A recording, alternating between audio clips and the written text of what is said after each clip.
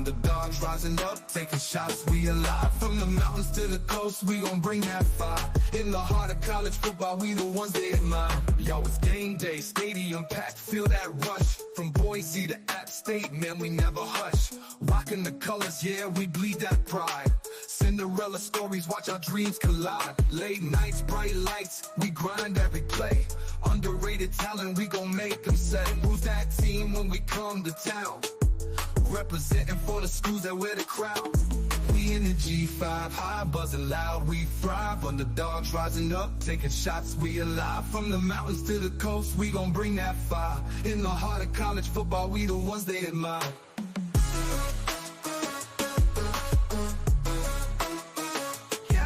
Yo, it's game day, stadium packed, feel that rush. From Boise to App State, man, we never hush. Rocking the colors, yeah, we bleed that pride. Cinderella stories, watch our dreams collide. Late nights, bright lights, we grind every play. Underrated talent, we gon' make them say, who's that team when we come to town? Representing for the schools that wear the crown. We in the G5 Hive, buzzing loud, we thrive. Underdogs rising up, taking shots, we alive. From the mountains to the coast, we gon' bring that fire. In the heart of college football, we the ones they admire. They the ones they are. The ones they can't skip. Fighting for respect, it's a tough road ahead. But we pack that heart and we never dread. Late hits and big plays, we bring in the heat.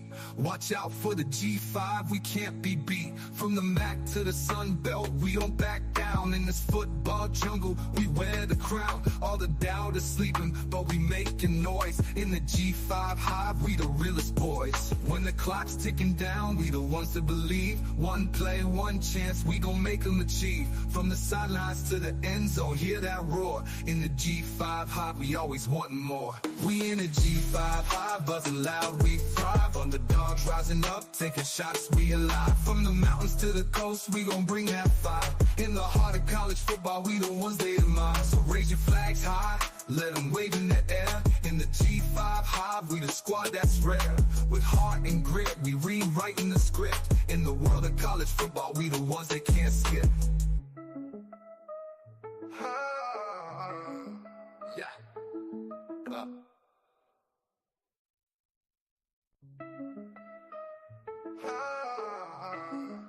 Yeah.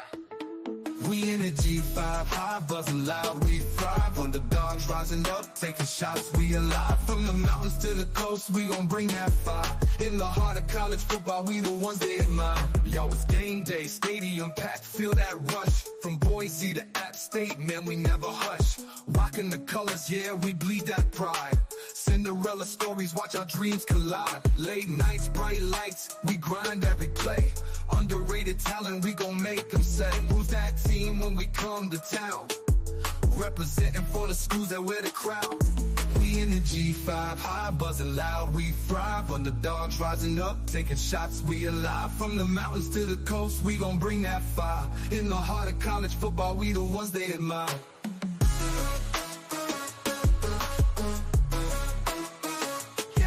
Yo, it's game day, stadium packed, feel that rush. From Boise to App State, man, we never hush. Rocking the colors, yeah, we bleed that pride. Cinderella stories, watch our dreams collide. Late nights, bright lights, we grind every play.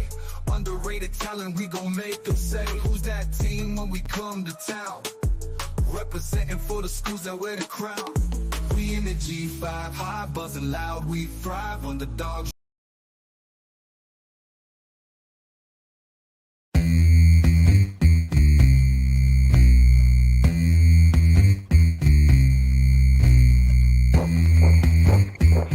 Forward, gets out of a tackle, now turns on the Jets, up to the 30, the 20, 10, 5, Torrey Hart back to the end zone. 48-yard play, guess who? Body, up the middle, making another move, to the outside, 15, 10, end zone again. Keeps it, nice move by Brown, he's got space, he's got 6. 35-yard touchdown for Byron Brown, a record-setting night for the South Florida quarterback. Down so far, a little bit of a high snap. Genty right up the middle. Genty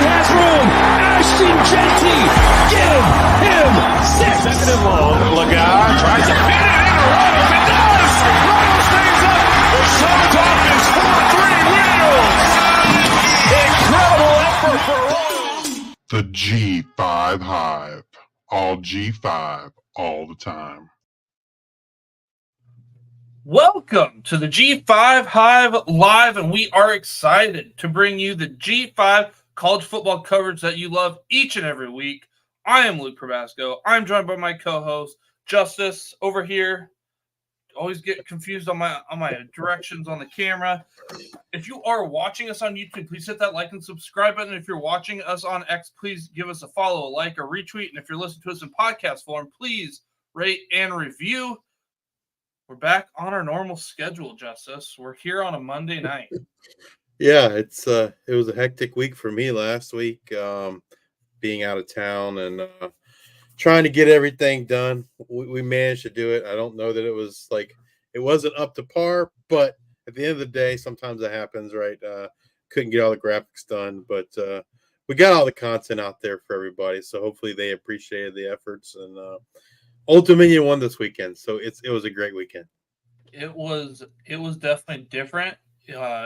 Adjusting, being agile, because I was going on the road for work. So that was kind of a last-minute-ish thing, and you were already on the road. So we, like you said, we pieced it together. You did a solo podcast, so I appreciate that.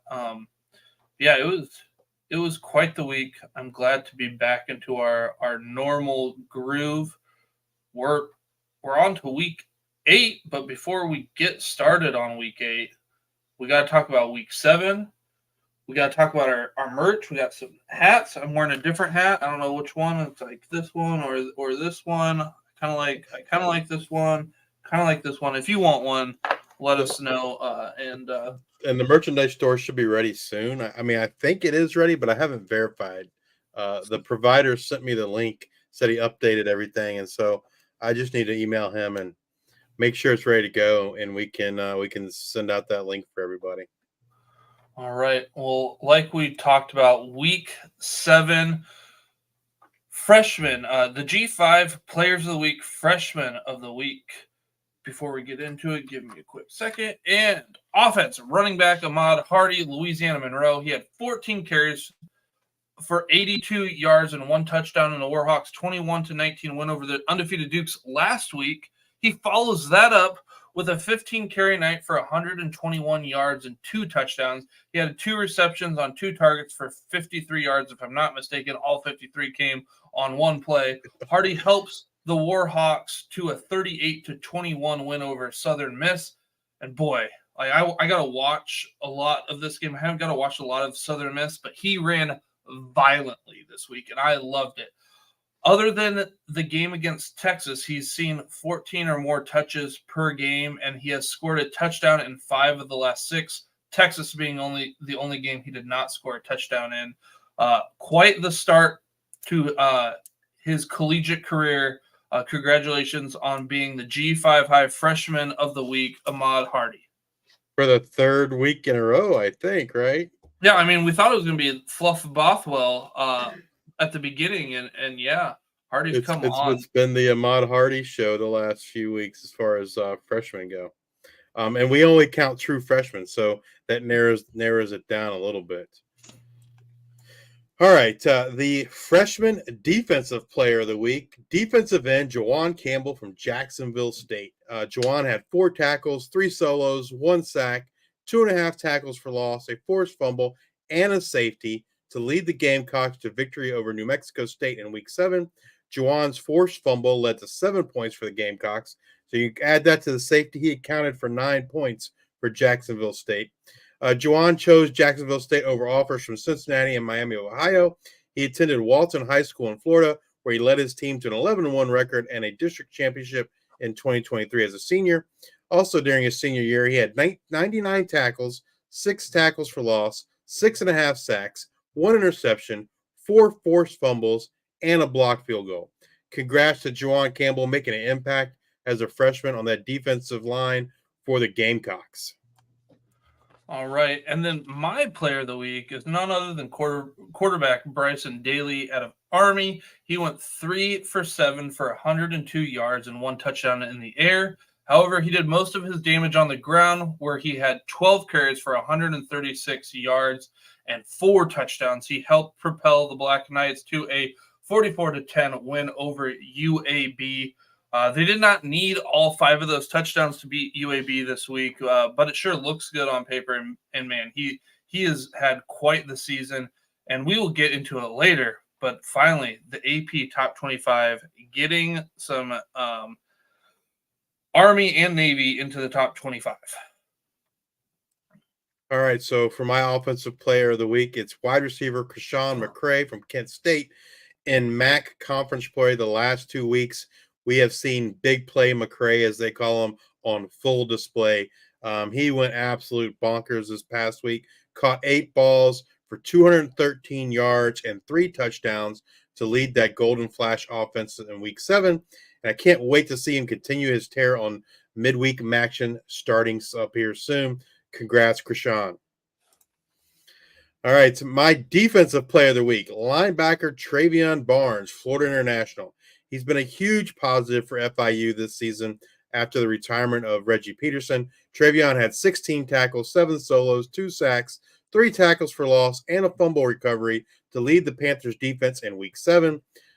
With that retirement of Peterson, Travion has stepped up in a big way for the Panthers, stepping into that middle linebacker role, and he has certainly filled those vacant shoes, and we're seeing a star be born before our eyes. So congrats, Travion. All right, and we've seen him before. Here he is again, linebacker Jackson Woodard at UNLV. I mean, what did this guy do on Friday night? I'm not sure if you got to watch any of the game justice, but he had 12 total tackles. 4 of those were solo. He had a half a tackle for loss. He added 3 pass deflections. He had a fumble recovery. He had 2 INTs. UNLV wins 50-34 over Utah State. If the NFL scouts didn't know the name Jackson Woodard, they should be at this point. A heck of a game. He's had a heck of a season, and UNLV gets another win. All right, let's get on over to our news and notes. Congrats to the players of the week, and kind of start off what you kind of already led us to there, Luke, and that's the G5 in the AP Top 25 poll. Boise State is the top rated G5. They move up 2 spots up to number 15 from number 17 after their win over Hawaii this week. And as you mentioned, Army and Navy make their debut in the top 25. Army comes in at number 23 and Navy comes in at number 25. And this is the first time since 1960 that both Army and Navy have been ranked at the same time. Love to see the love for the G5. I mean, I think it's about 2 weeks too late. I get it. Maybe some other teams had to lose, but I feel like they should have been in it last week. Kind of weird in the sense like you don't have them in last week, but then Navy has a bye this last week and they jump in.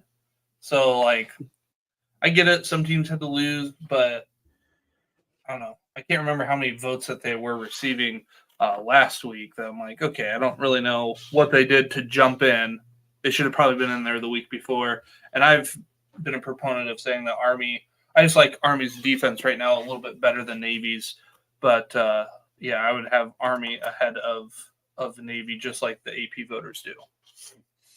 Well, it was kind of a weird week, like you said. Navy, moving in despite having a bye, and then you look at the others receiving votes, and there was only 2 G5s, and they don't have very many votes. Liberty with 2 votes would have been number 38, and UNLV with only 1 vote, we'd be number 39. Like, I'm not super shocked by the Liberty only getting 2 votes, but the UNLV getting 1 vote really shocks me. Especially with how many votes they had been getting throughout. Well, and they were in the top 25, right? And they lose in overtime to Syracuse, and that kind of dropped them out. But that surprises me that UNLV is only getting 1 vote, because I feel, and it's kind of a great segue into the next topic, and that's the Hero Sports G5 Top 25 poll. Like, we feel that UNLV is the second best team in the G5. And so I don't know. I feel like they should be getting more votes at this point. Obviously, the AP poll is a lot about record, right? But I think, at the end of the day, UNLV feels like the second best team in the G5. So if you're watching us on YouTube, we have the Hero Sports G5 Top 25 poll. That's through 7 weeks, so it's the Week 8 poll. Some of the big differences between our poll and the consensus: we have UL Monroe ranked 10th. The consensus poll has a number 14th, and we do not have Texas State in our top 10. We have Texas State coming in at number 11. Our top 10 votes this week: we had Boise State at number 1, UNLV 2, Tulane 3, Memphis 4, Liberty 5, Army 6, Navy 7, Sam Houston 8, James Madison 9, and UL Monroe 10. And it pretty much kind of falls in line for the most part with what the consensus had, other than Texas State and UL Monroe. We had we have Sam Houston and JMU swapped in our order, but yeah, the other, I guess, big differences is we ranked South Alabama, Bowling Green, Miami of Ohio, and Eastern Michigan, but we did not rank Buffalo, Marshall, Colorado State, and Connecticut. Now, I mean, those in both cases, those were the bottom 5 teams. So I feel like there's a lot of subjectivity, especially when you get down that far into the rankings. We really like South Alabama. We'll see what they're going to do this week. That's probably the biggest outlier for us. I think we have them like somewhere between 15 and 20. I don't remember exactly off the top of my head. And I'm trying to remember who Buffalo had. Like, did they have UConn 2 weeks ago, or was it a bye 2 weeks? Well, they beat Northern Illinois, and then they beat Toledo. So two of the top MAC teams. Because then they but they had a stinker in between there. I don't remember who it was they played, but yeah, it wasn't a great game for the Bulls. And then Colorado State in at 23. That team's going to look a little bit different in the wide receiver room. We'll get to that a little bit later. And then you got Marshall. I think, I'm trying to remember exactly. I feel like it was like 21-3, 24-3. Yeah, at like 6-7 minutes left to go in the game. They blew a big lead with not very much time left to go against Georgia Southern. Yeah, I feel like it was 21-3 or something, and then Marshall ends up losing on that one. So yeah. All right. What do we have as far as undefeated teams, Luke? Yeah, so undefeated teams through 7 weeks. We got the Army Black Knights. They have East Carolina this week. We've got Navy Midshipmen against Charlotte, and then Liberty with a bye. So Liberty for sure will stay undefeated through 8 weeks. We'll see what Army and Navy can do, both in the top 25, both with the very winnable games this week. Winless teams through 7 weeks. We've got the Kennesaw State Owls. They have Middle Tennessee Tuesday, tomorrow. Or if you're listening to this tomorrow, it would today. Think about that. I think Middle Tennessee wins. Middle Tennessee underperforming to what I thought they would do this year. Absolutely. But I feel like they're still at a better spot than Kennesaw State is this year. UTEP Miners, they play Florida International on Wednesday. UTEP, a year or two away. I think we'll get to it in maybe the waiver section, but Dean Patterson just coming on big for Florida International. A lot of teams run on UTEP. I think Florida International is having a hard time running the ball, so I feel like they're just going to pass the ball, and I feel like they can get a win over UTEP. But UTEP and Kennesaw play each other November 9th. And then Kent State Golden Flashes, they have Bowling Green. Then, Justice, tell me a little bit more about the NCAA. They've gotten rid of the letter of intent. It's been replaced by financial aid and scholarship agreements. I haven't read too much into it. I don't know that it really changes anything. The only thing I'd be interested, I guess the biggest thing is like, so like with the era of the transfer portal, does it really matter, right, anymore? You're committed, right? But we saw it last year where guys actually enrolled in school in January and, and then they ended up leaving it via the transfer portal. So I don't really know what it means in terms of, I guess it binds them, right? Until they get there. Once they get there, then they can say, "Well, I want to enter the transfer portal." But so I'm not sure, and I need to look into this. If the financial aid and the scholarship agreement is going to be more binding than the national letter of intent, I don't know. My put on my tinfoil hat, that tells me that's the reason why they did it, right? Because it's a more binding agreement. But I don't know. I guess it doesn't. At the end of the day, I don't think it does anything other than just changes the terminology of what they use, because the player can still enter the transfer portal, as they wish. The other thing the NCAA did, and I don't think this is a big deal, but it could have been a big deal. They shortened the transfer portal window from 45 days to 30 days, and they ended up keeping the spring portal window. There was some rumblings that they were going to remove the spring portal window, and you'd only have the transfer portal window open in that December timeframe. But that did not pass. I don't even know if they voted on it. So you still have both the spring and the December window. They've just been shrunk down from 45 days to 30 days. All right, let's get to some injury news. Quarterback Byron Brown from South Florida did not play this past week. I didn't get a chance to watch that game. I don't know if they talked any at all about his injury. Did you get it? He was on crutches, and I am under the impression that he might be done for the season. I don't know if he plays at all this season. I think they keep downplaying it, saying like, oh, he's like day to day or week to week, but it doesn't. Day to day is week to week. Week to week is month to month. Month to month is you might not even play. I don't know. Coaches are hard to get information from, but I feel pretty comfortable that I feel pretty good. We're not going to see Byron Brown, which I'm trying to remember the quarterback that you really like out of South. I like Israel Carter, but he didn't play. It was Bryce Archie. Yeah, he didn't get any play. I thought we were going to see him. So maybe we get to see a little bit of Carter at some point this year. At least I hope. I was watching the game when he got injured, and to me, I would say, my untrained eye, at the very least, it looked like a high ankle sprain. He got rolled up on is what happened. I don't think it was like a knee or anything. To me, it looked more like an ankle.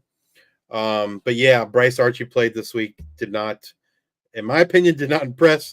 They only put up 3 points against Memphis. I would love to see Israel Carter get some playing time. I feel like their season wasn't good before Byron Brown got injured, and so love to see Israel Carter get some run for the Bulls. The one person I kind of feel bad for though is Sean Atkins, right? And he's chasing some career receiving records there at South Florida. So hopefully this doesn't hamper his ability to get some of those records. He definitely has playing as obviously the quality of targets are a little bit different right now. Running back Antonio Brown, Northern Illinois, did not play this week. We haven't seen or heard anything on his injury. They're pretty tight-lipped. Maybe we'll hear some news tomorrow when they have their head coach has his press conference. And so stay tuned to that for Antonio Brown. I think you need to get the people. There's people that do this for NFL of like the coach speak index, I believe. So we should probably get them on there because, yeah, the coach will address the media tomorrow, and it will say something of like he's working hard to get back onto the field of play, which is what he was last week. So Gavin Williams played in his absence, transfer from University of Iowa, and has played pretty well. I kind of anticipate to keep seeing him until we don't. Quarterback Tucker Gleason injured in the game this week against Buffalo. Tucker plays for the Toledo Rockets. I have not heard anything on what the injury was to Tucker. Have you seen anything, Luke? I have not seen anything, and trying to reach out and figure out what's going on there. So stay tuned for that. Just to, I don't know, probably an hour and a half ago, maybe at this point, head coach Jay Norvell announced that Torrey Horton is out for the season with a knee injury. That's kind of the end of his college career. He doesn't have any eligibility left. He played 5 games this year, so he couldn't claim a medical red shirt. Hopefully we'll see Torrey Horton playing on Sundays, but that's going to be it for his collegiate career. The interesting thing is, like, he left the game and he came back in. I missed that. I did not see that. I saw him walking ginger, like he was having a hard time. I believe it was his right leg. I thought it was his right foot at the time or whatnot. But yeah, that's crazy. It is. But maybe he just felt okay, and nonetheless, he's out for the remainder of the year. Central Michigan quarterback Joey Labus got hurt in the second quarter, his right shoulder. Tyler Jefferson, the backup quarterback, came in. Stay tuned this week. The MAC does have availability reports. I forget the time when they come out. I believe it's some predetermined time, like maybe 90 minutes before game time. So pay attention to that MAC availability report to see what Joey Labus is, what they list him as. Quarterback Goose Crowder missed the most recent game with a shoulder injury. He's missed a few games on and off. He missed some games, came back, injured the shoulder again.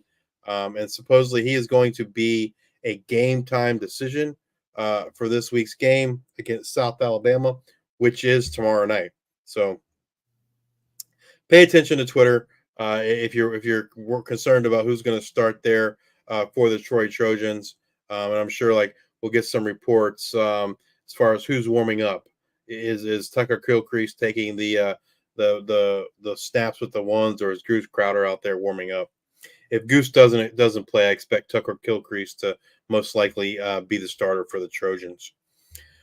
Running back Malik Sherrod, Fresno State, did not play. Look for Elijah Gilliam to kind of step up in his absence, like we saw this past week. Saw the same thing last year. Have you heard anything on when we might expect Malik Sherrod back, Luke? I think it's going to be a little bit of time. So like I said, I feel like Gilliam, step up. They've got Nevada this week, and I kind of anticipate probably a multi-week absence. It's hard to get information out of Fresno State reading between the lines, but he was out for a game. And he was dressed. I'm trying to remember who they had. And then they had UNLV the following week, and he really didn't do much. And then he missed the week. So I don't anticipate seeing him reading between the lines of if he's dressed, not dressed, how much work he's doing. I just don't think he's right yet. And I feel like Fresno State has the opportunity to have him get healthy for the end of the year. And Gilliam's done well this year and last year on his absence. And this last piece of news, it's kind of a bummer for Ty Robinson.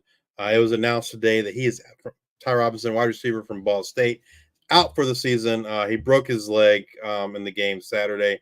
He missed 3 games earlier this season with a shoulder injury. I think this was only his second game back. So he got injured on the first play of the first game of the year, missed 3 games, comes back, plays a game, and then this was the second game back, and he breaks his leg. So just I feel really bad for Ty Robinson. He missed all but 2 games of last year. He got hurt in a game against Georgia with a thumb injury. So it's kind of 2 lost seasons for Ty Robinson. He was expected to be the wide receiver 1 for Caden Samanza. Hopefully he can get healthy and come back next year and live up to those expectations in terms of being the wide receiver 1 for Ball State. All right, let's move on over to our week 7 in review. What do we got, Luke? All right. Well, let's just we don't have a lot here in the P5 versus or P4 versus G5, so we're going to go right into the G5 versus G5. Before I get too much further into that, we need more likes. We need on YouTube. If you're there, we need you to like. We need you to share. If you're watching us live on X, which I see a lot of you guys are, make sure you like or retweet. Put a comment. If you've got questions, feel free to pop them in there. We will show them and talk to them here. Featured G5 versus G5 matchups. Coastal Carolina at James Madison. That was Thursday. JMU wins 39-7. Justice, you had eyes on this one. This one I thought would be a little bit closer. What did you have to take away from this? Yeah, all of those games Thursday night, none of them were close, right? They were all kind of blowouts. Coastal just JMU's got their number. JMU has destroyed Coastal the last 3 times they have played. The Coastal offense did not look good at all. Ethan Vasco got pulled at one point for Noah Kim, and Noah Kim played just as bad, if not worse, than Ethan Vasco. So yeah, the offense could get absolutely nothing going, and they were just totally dominated by JMU. The JMU defense isn't as good as it does. It's not as good as it was last year, but they do look like they're getting. They're improving each and every week. And Alonzo Barnett just does Alonzo Barnett things, and JMU just continues to roll. They look like the class of the Sun Belt East. I don't know anyone else in the East that's gonna necessarily contend with them. Coastal was probably, I think, before that game was in second place in the East, and they got the doors blown off of them. I'm not. App State's not very good. I don't. Old Dominion's record isn't very good. I don't really know who else. Maybe Marshall, right? But we saw Marshall blow the lead against Georgia Southern. I don't think Georgia Southern's looked all that great this year, and so at this point, JMU is gonna. I feel comfortable saying that JMU is probably going to be in the Sun Belt championship game representing the East.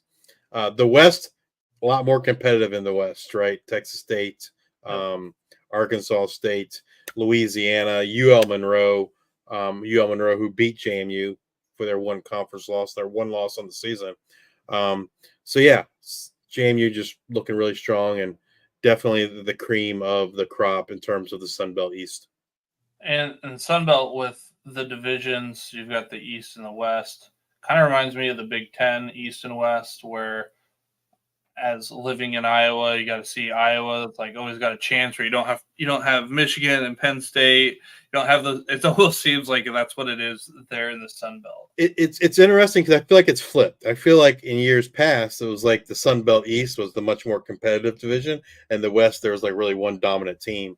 This year it's the West has the more competitive division, and the East kind of has that one team. So it's kind of cyclical. Year to year, but yeah, Sun Belt the only conference in FBS football that still has divisions. So I don't think they plan on moving away from that model either. So we had Memphis at South Florida. That was Friday. Memphis wins 21-3. I watched a few minutes of this, like just to watch a couple drives by South Florida, and I did not watch much more than that. Yeah, South Florida with Bryce Archie, didn't look good. Yep. Toledo at Buffalo Saturday. Buffalo wins 30-15. Defense was pretty darn good. I mean, even before Tucker, I watched a little bit of this game before I went to go watch the Old Dominion game, and even before Tucker Gleason got hurt, like Buffalo looked pretty good. They were leading that game, and then I think after the Tucker Gleason injury, that kind of was it for Toledo. But hopefully Gleason can come back and they can be a contender once again in the MAC. Yep. I think they could end up there in Detroit. Another team that I think could end up in Detroit, Miami at Eastern Michigan. Miami wins 38-14. Miami has a pretty easy road here for schedule-wise for the next few weeks. I feel like, they played some tough non-conference games against P4 schools. I think this Miami team, record-wise, doesn't show to be that great, but I think they're going to turn on here at the end of the season, middle of the season and end of the season. They could find themselves in Detroit. Yeah, I think this is probably the first game where I think they've kind of played the way you would have expected them to this year. So hopefully they've got things turned around, and that will continue moving forward. The defense has not been good for Miami, and that's been a little bit of a surprise for me. Yep. Northern Illinois at Bowling Green on Saturday. Northern Illinois wins 17-7. Like we mentioned, Gavin Williams, the Iowa transfer from 2 years ago, I believe, stepped in for Ontario Brown. Did pretty well. I think he got over 100 yards rushing or dang close to it. Bowling Green, I thought they were going to pull this one. I mean, Northern Illinois, really good defensive squad. I thought Bowling Green, they've just been lights out offensively, but if I am remembering correctly, they had two quarterbacks that actually went out in the game. Baslak and then their backup also got hurt, and I do not recall if either of them made an appearance back in the game. I did not have eyes on this. I was just looking at the play-by-play, and I'm trying to remember. Yeah, I didn't get to catch any of that game. Both teams have great defenses, though, and you kind of see that represented there in the score. Ohio at Central Michigan on Saturday. Ohio wins 27-25. I watched this one. This one was a fun game. This game reminded me of Central Michigan versus Ball State, when Ball State owned the first half and then Central Michigan owned the second half. It was the same. Ohio, it was pretty much you look at the first half total yardage off the top of my head, probably 260 something, 230 something to 68. And then you think that Ohio's going to just roll over Central Michigan when Central Michigan quarterback goes down, and you bring in Jefferson as the backup. But all he did was run. I don't know what his final passing numbers were, but he was just running everywhere. Parker Navarro had a lot of design runs in that first half, and then it's Jefferson's just running it. And then Central Michigan's running game got started. I think he went out 5 minutes left to go in the first half, and then they just ran it and they controlled the line of scrimmage and made it close. But then Ohio ended up salting it away with some Tyus runs for a first down. But that was a fun game to watch. It was like watching WWE wrestlers do body blows, boxers. It was just this momentum thing. It was all Ohio the first half and then all Central Michigan the second half. But then Ohio just had enough to stay on top. Interesting that that when the backup came in and he just basically ran the ball, that it wasn't Bert Emanuel Jr. If they were just going to run the ball, you'd think they would have put Bert Emanuel Jr. back there and let him do his thing. But that's kind of interesting. San Jose, talk about interesting. San Jose State at Colorado State. Colorado State wins 31-24. I was able to watch a good portion of this, and San Jose State is interesting. That's what I got to say about that. You had Brown start the game. Then you had Eget. So Brown started the game, did a touchdown drive the first, and they had two drives where they weren't so great. And then Eget comes in, and then he does all right. He ends up finishing the game. He came in with like a minute 36, 38 in the third quarter. Then he finished the fourth quarter. I think he threw for 200 some yards. But I was talking to you about this yesterday, and it was like there's no rhyme or reason. It was like second down. Here comes this quarterback. Third down, we're going to put in the other quarterback. It wasn't like a drive, and it wasn't like, okay, this is a bad drive. It was just like, almost like it was just alternating plays. Like it was weird. I did find some stuff. Head coach, awful at pronunciations. You're pretty good at this one. Ken Nauma Lolo, something like that. He went on record, and he is not a fan of what is happening right now in this spread and shred offense. He's like, it's impossible for a quarterback to get into groove and to get into rhythm if you keep doing this. Why am I blanking on new offensive coordinator's name? Craig Stutzman. Stutzman. He was not happy. He like threw him under the bus, and he was like, I'm talking to Craig after the game. So I anticipate we're going to see at least a half from each quarterback, if not a full game from somebody, because coach, I think they got away with it because they had been winning. And then you get a loss here, and he was not happy. So I anticipate I'm not sure which quarterback it's going to be. I was going to say, did one of them look better? I mean, Emmett Brown had been playing pretty well up to this point. Yeah, he got yanked the game before, but did one of them look better to you than the other? Or I think Brown moves the ball better. Like when Brown is in the game, I feel like they have a better running game than when Eget's in the game. And it could just be a small sample size, but that's what it just seems like to me. So I think it's going to be Brown, but I've got no information. I mean, the one thing just looking at box score scouting is when Brown's in the game, he's always looking for Nick Nash, and Eget is more spreading it around probably a little bit more than Emmett Brown does. Let's see here, and then so Washington State at Fresno State. That was Saturday. Washington State wins 25-17. Justin, it was an ugly game. It was ugly because like we expected this big time shootout, and it never materialized. I mean, neither offense really got going. It was not. I don't know. It wasn't a great game to watch. 25-17. We expected this game to, both teams to probably be in the 30s or upper, one in the 30s, one in the upper 20s. Fresno State, I'm not really sure what's going on there. I definitely expected them to be a better team than what they've shown to this point. It kind of got blown out by UNLV, lose this game against Washington State. In both of those games, the offense didn't look too great. So I'm a little disappointed in the Fresno State offense in particular this season. Expected more things out of them for sure.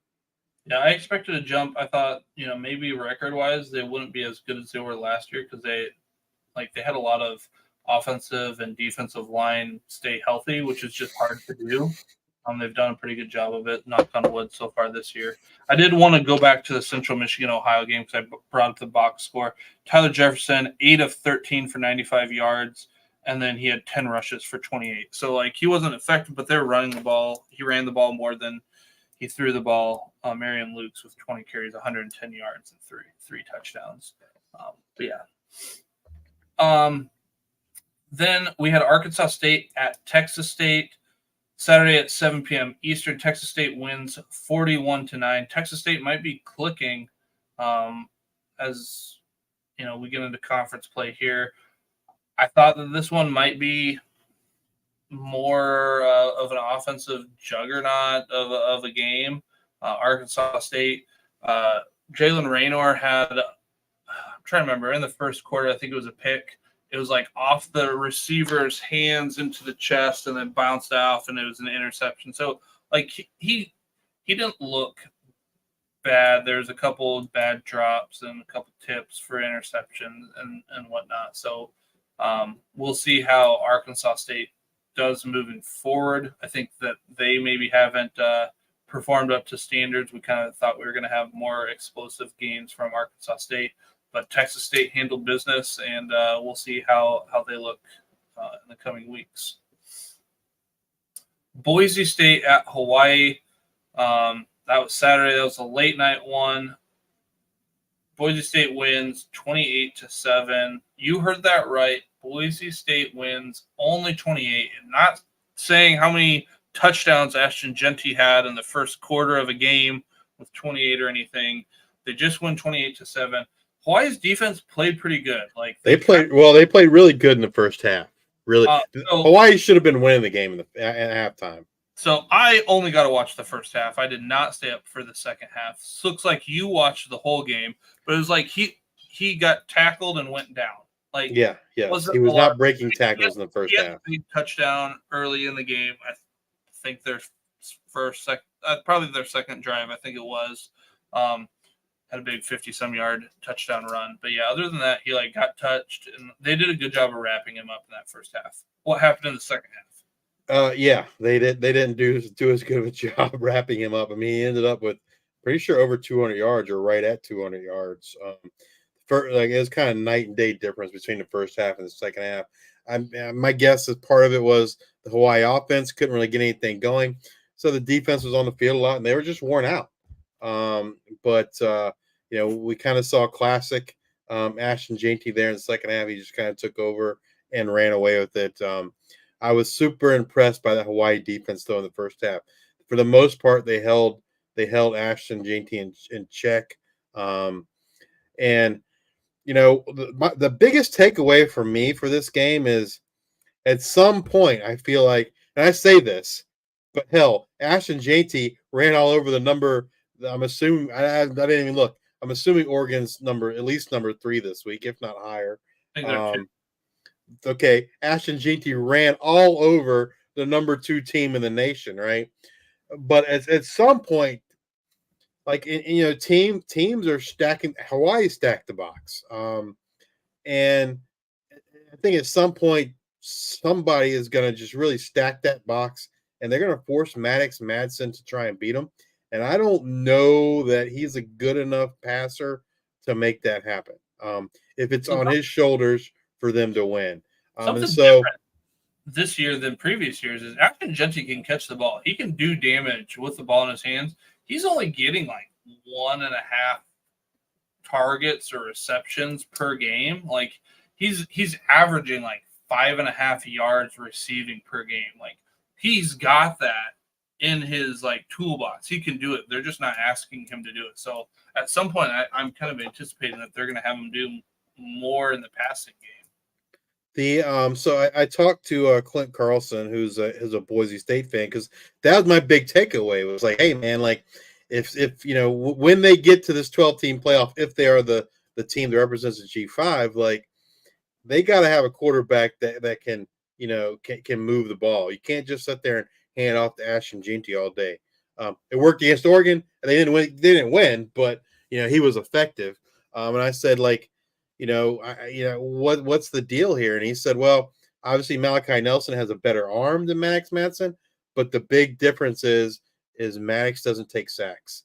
Malachi, I guess he's slow. I don't know if he's slow to process, doesn't move as well. He takes more sacks than Maddox Madsen, and that's part of the reason why Maddox Madsen's out there. So I don't know. It just, to me, looking ahead, I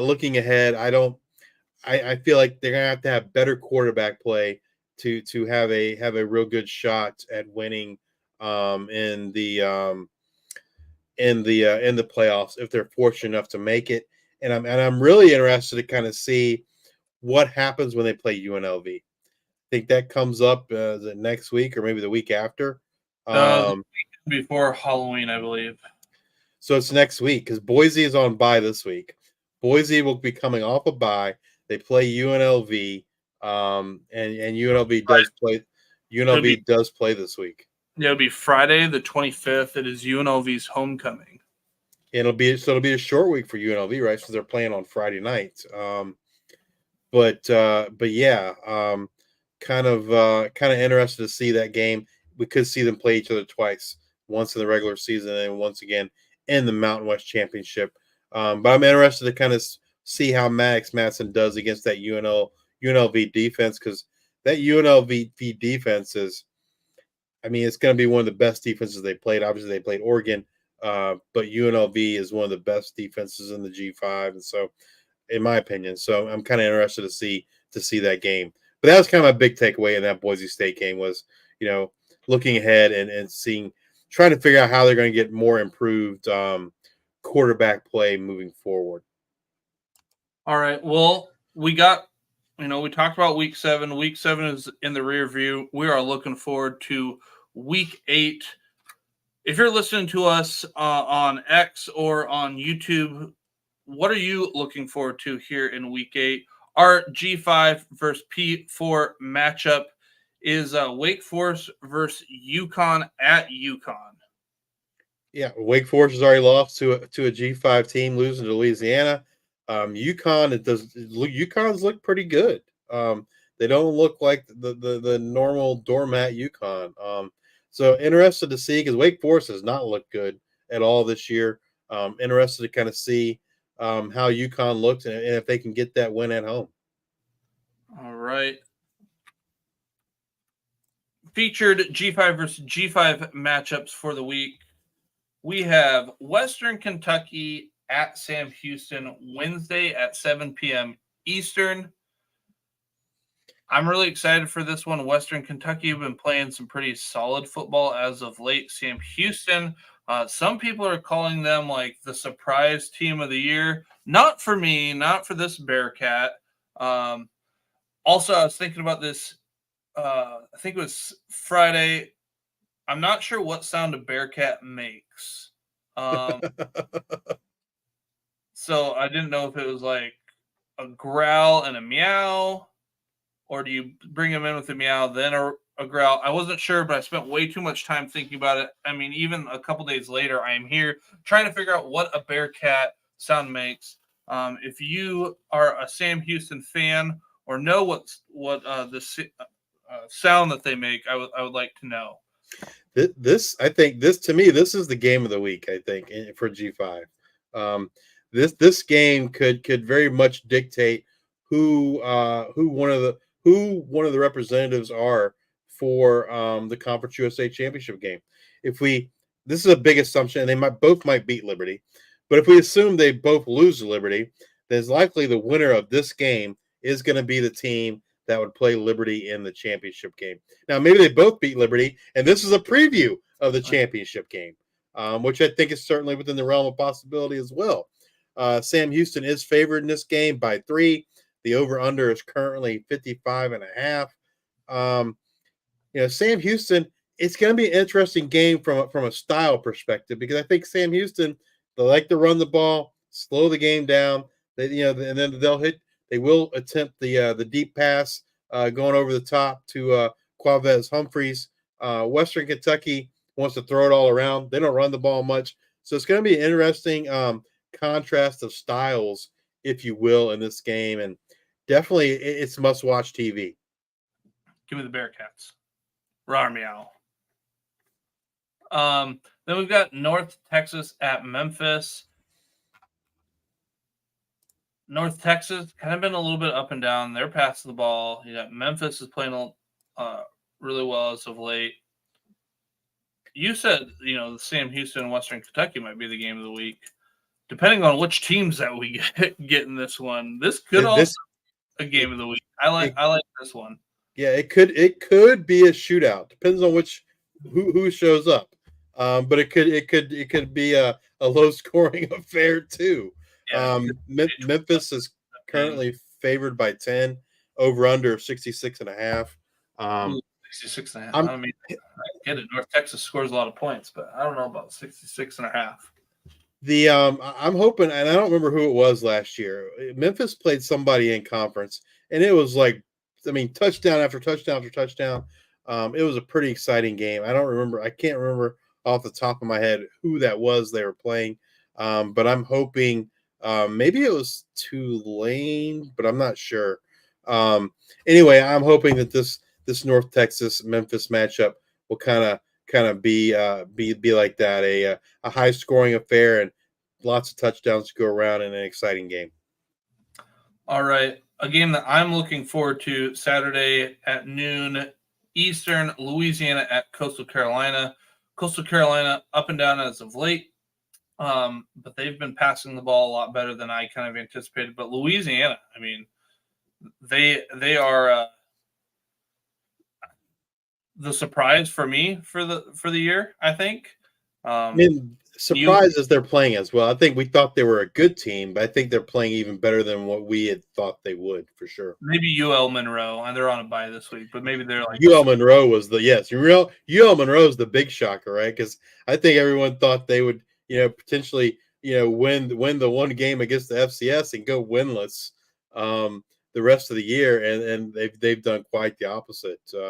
But Louisiana, I think Louisiana was a preseason favorite by lots of folks. They've certainly played well. They beat Wake Forest on the road. They are favorites this week against Coastal Carolina. They're favored by 3.5. Over under in that game 56.5. Coastal Carolina's Vasco's got to play remarkable. Vastly improved compared to how he played against JMU last week. The game's at home. I don't know. I like the Raging Cajuns. I think when I watched Coastal play against Old Dominion 2 weeks ago, I wasn't super impressed by Coastal. I feel like Old Dominion kind of beat themselves with too many mistakes. But yeah, Louisiana I think is playing really well, and I think they're going to go down to Myrtle Beach and get the win against the Chanticleers. And Ryan in the chat, we got a first comment. He knows what's up. Sam Houston, LFG. All right, we've got East Carolina at Army, Saturday, 12 p.m. Eastern. Give me Army. Army's going to run the ball. East Carolina not going to stop them running the ball. No, I don't think so. I don't know that East Carolina is going to be able to stop Army. I don't know they're going to be able to score with Army. Army is a 15.5 point favorite. Over under in that game is 51.5. I mean, that tells me that they're expecting Army to score a lot. I don't know that East Carolina is going to score that much against Army. Jake Garcia is a bit of a gunslinger there. Throws a lot of interceptions and throws a lot of balls that should be intercepted. And I think Army's gonna just run roughshod over the Pirates. All right, Central Michigan at Eastern Michigan, the battle of directional Michigans, Saturday, 2 p.m. Eastern. Gut says take Eastern Michigan. Yeah. Central Michigan, they're like Jekyll and Hyde. I've watched 2 full games of Central Michigan, and they're like 2 different teams, and they all have been in the second half. First half, their line gets dominated, and then the second half of their line does the dominating on both sides of the ball. And then they run the ball so well in that second half. But I'm going to go with Eastern Michigan. It's there on the gray turf. You're in a parking lot. Who knows what items might be in that parking lot, but give me Eastern Michigan. Yeah, Eastern Michigan's favored by 1.5, over under 55.5. I agree with you. I'm a big Eastern Michigan fan, but this is a rivalry game, right? And strange things happen in rivalry games. Both teams are 1-1 in the MAC. This is a big game for both of them if they have aspirations of making that MAC championship game. But with the injury to Levis, if he can return, I think it's going to be a really great game. Otherwise, I think Eastern Michigan will win this game if there is no Joey Levis. Got Hawaii at Washington State, Saturday at 3:30 p.m. Eastern. Can Washington State get back on track? I think so. Yeah. Hawaii's going to run it up tempo. Washington State's going to run it up tempo. Hawaii's going to probably have a lot more 3-and-outs than Washington State. Maybe Washington State gets back on track this weekend. Yeah, I mean, the odds makers certainly think so. They have Washington State favored by 19.5 with an over-under of 55.5. I mean, but this game could, if Hawaii can get the offense rolling, it could be a high-scoring affair. But I'm not hopeful based on what we've seen to this point. The only time it seems Hawaii has gotten their offense going is when they played the two FCS schools, when they've played power or FBS competition. They have not looked good offensively, and Washington State, I think, is just going to be too much for them.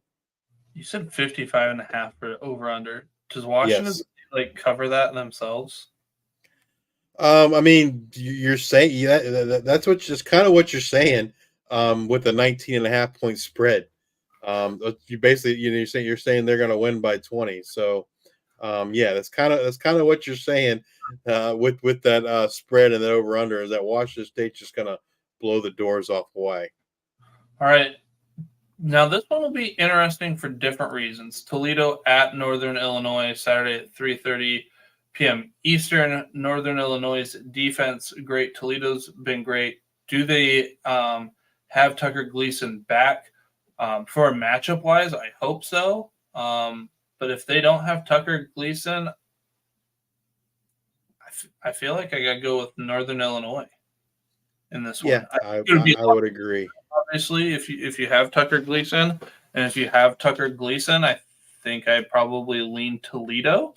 Yep. Also, playing at Northern Illinois plays into it a little bit, but as of right now, with the information that I have, I guess I got to go Northern Illinois. Yeah, the spread's Northern Illinois by 2.5 with an over under of 42.5. But yeah, I'm in agreement with you.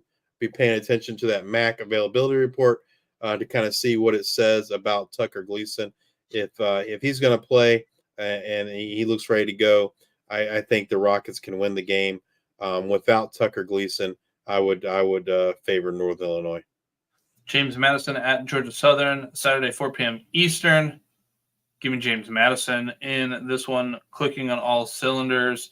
Georgia Southern able to pull one out this last week, but I think the streamers will be flying for James Madison this week. Yeah, we didn't mention the injury news, but J.C. French had a concussion in that game. Had to come out.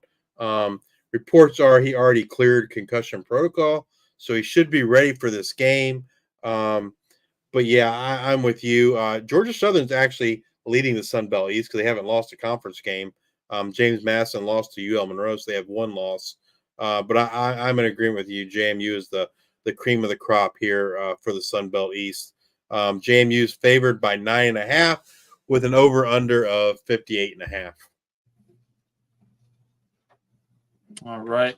New Mexico at Utah State. This one will be a fun one. I anticipate for an offensive flurry. We've got Saturday, 5 p.m. Eastern. I don't remember if I said that. But we got Spencer Petras throwing the ball around since he's been healthy and back for Utah State. New Mexico has been putting up numbers on the offensive side of the ball. You got Dampier, you got Wysong. It's been fun to watch. I'm hoping to see like Wysong and Dampier, Petras, Royals like galore with some Rasul face-on like mixed in. Yeah, I'm a little disappointed that I guess I'm gonna have to watch it on my phone because I will be tailgating for the Old Dominion game. But yeah, this or else I'm gonna try and see if I can record it because I want to watch this one. This should be an fireworks, offensive fireworks from both teams. Would you have a guess on what the over under is, Luke? I don't think you'll ever guess it, but okay. If I were to make the odds, Over under for New Mexico at Utah State. I'm probably I'm going to be pretty plain Jane. You got to go 55.5, but my guess is that they probably have it set probably closer to 48. Oh, not even close, buddy. 78.5. Whoa. Okay. Over under 78.5. New Mexico is favored by 2. Neither team plays any defense. We know this. Neither defense is great. I am shocked. Like I thought it was going to be a high scoring game, but like when you do those like blind ones for me, like I'm pretty darn close. That one I was way off. Like I don't know. I knew you would never guess. That's just so. I mean, 80 points, right?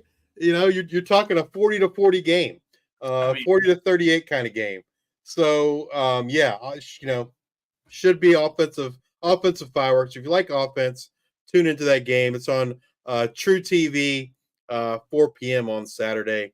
I don't know. I don't know who I like more. I think I'm going to lean slightly to New Mexico, but man, it should be a fun game and lots of offensive fireworks, lots of touchdowns. UNLV at Oregon State, Saturday, 10 p.m. Eastern. I'm just going to keep riding with UNLV's defense and say UNLV takes this one on the road. I'll be curious what over-unders, it's a little higher than I would have thought. The over-under is 62.5. UNLV is favored by 7.5. I like UNLV as well. I think the game could be a little bit closer than that. And I don't know that I don't necessarily believe they're going to score that many points, but I could see UNLV getting in the 30s. I don't know that I see in the low 30s. I don't know that I see Oregon State getting much more than say 24 points. But I like UNLV in this game as well. All right. Well, let's move over to our midweek G5 games. We've got Troy at South Alabama tomorrow or tonight at 7:30 p.m. Eastern. We'll see who's starting quarterback at Troy. I like South Alabama in this one. Yeah, I think regardless of who the starter is, South Alabama. The spread, South Alabama by 13.5, over under by 54.5. I don't know that I personally wouldn't bet this game just because of the quarterback situation. If you're going to bet it, I think you want to know who the quarterback is before you do anything. South Alabama is a bit more competent team with Goose Crowder at quarterback. I don't expect, regardless of who's, I'm sorry, Troy. Yes, Goose Crowder is a better offense when Goose Crowder is at quarterback for the Trojans. But I don't know that, whoever, it doesn't matter. I think South Alabama is going to win, but I think Goose Crowder could keep it closer if he's the starting quarterback. All right. Kennesaw State at Middle Tennessee, Tuesday, 8 p.m. Eastern. We talked about this a little bit earlier. Give me Middle Tennessee in this one. Middle Tennessee is favored by 9.5, over under 50.5. Kennesaw State, I don't think they all they've said. Well, they had a bye last week. They did say that Bryson Davis was not going to start this week, but they wouldn't say who was going to start. The Kennesaw State offense has not looked good at all. But we've seen other teams kind of take that bye week and get things figured out. Whether they can or not remains to be seen. But I think Middle Tennessee is going to beat the Owls. All right. Louisiana Tech at New Mexico State, Tuesday, 9 p.m. Eastern. Give me Louisiana Tech on this one. Don't feel great about it, but give me Louisiana Tech. Louisiana Tech favored by 11, over under 50.5. I'm kind of excited to see Evan Bullock. He had an amazing week last week for the Bulldogs. He looked like 300 yards, 5 touchdowns, I believe. He's a redshirt freshman, but kind of excited to see if he can kind of take control of this Louisiana Tech offense and be what they need at quarterback. Florida International at UTEP, Wednesday, 9 p.m. Eastern. Give me Florida International. Give me the Fighting Pit Bulls. Yeah, they've certainly had the offense rolling with Keon Jenkins, Dean Patterson, Eric Rivers. UTEP, I mean, I don't think they're terrible, but the talent wise, they're not up to snuff yet. I do think that they will get there under Scotty Walden. FIU is favored by 7, over under of 48.5. I don't know, that seems like a big spread for me. I think the game's going to be closer than that, but I do think Florida National wins. Right, Georgia State at Marshall, Thursday, 7 p.m. Eastern. I think so. You don't have any of this stuff written down, but at least on our show sheet here. But I think the books are going to have Marshall favored. Give me Georgia State in this one. I like Georgia State. They do. They have Marshall favored by 9. Over under is 51.5. I got to watch Georgia State play this week. They played Old Dominion, and I was not impressed with the offensive play of Christian Veilleux. Almost every single ball he threw was an overthrow, and not even like close. It was like 10 yards deep almost every single time. If Old Dominion had someone playing deep, they would have had like 6 interceptions in the game. And then the one touchdown he threw to Ted Hurst. Ted Hurst had to climb the ladder and go get it. So he even got Christian Veilleux got yanked at one point. They put Zach Gibson in. Zach Gibson did lead them to a touchdown drive, but then they did an onside kick, got the onside kick, and then Zach Gibson got sacked and fumbled. Old Dominion recovered, and that was the end of the game. So yeah, I mean, if Georgia State's going to win, Christian Veilleux's got to be more accurate. He did not look good at all against Old Dominion on Saturday. Marshall's got Mike Green. Mike Green has been on an absolute tear in terms of quarterback pressure and sacking the quarterback. It'd be interesting to kind of see how Marshall reacts to blowing that huge lead against Georgia Southern, with just a few minutes left. Quarterbacks for Marshall in that game. Yeah, Stoner started, and then Braxton. Why am I blanking? Braxton came in, and he played. So, trying to figure out what they're doing there.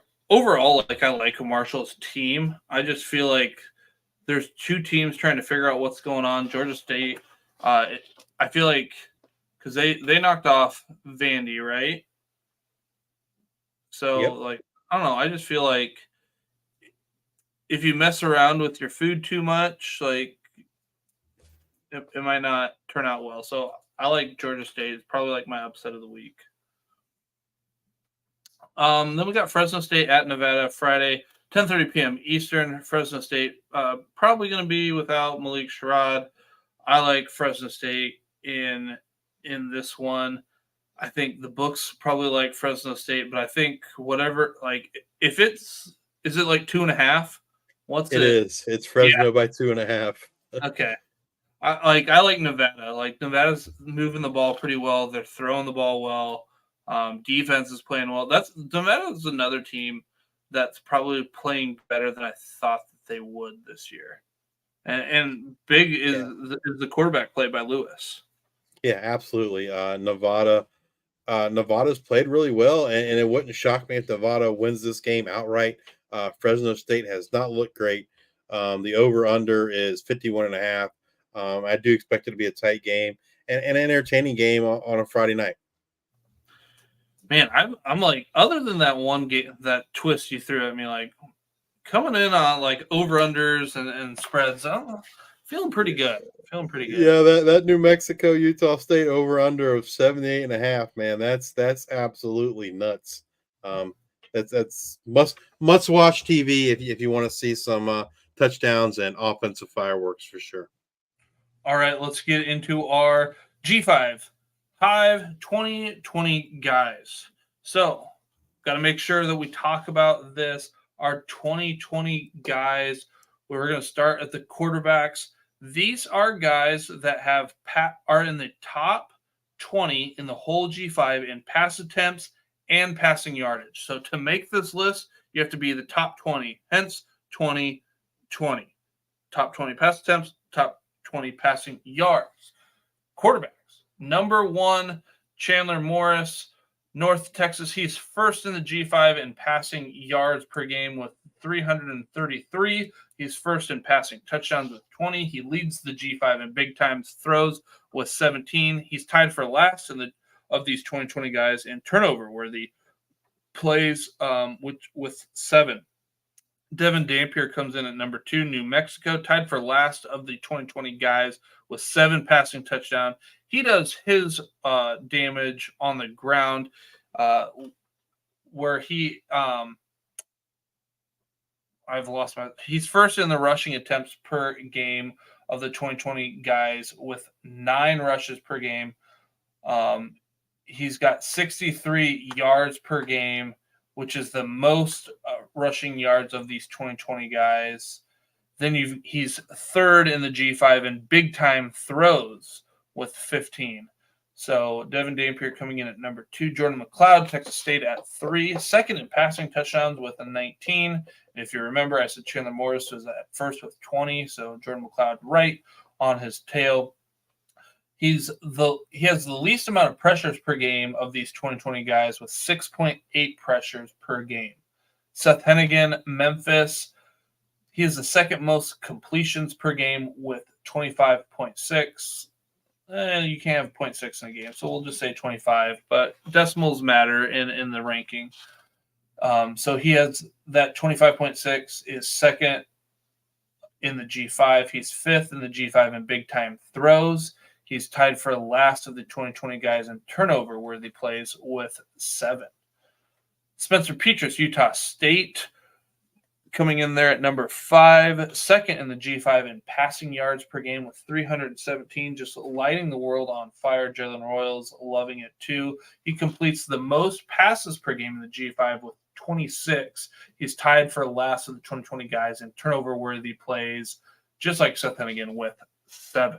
So not too many turnover-worthy throws, thrown for a lot of yards, completes a lot of them.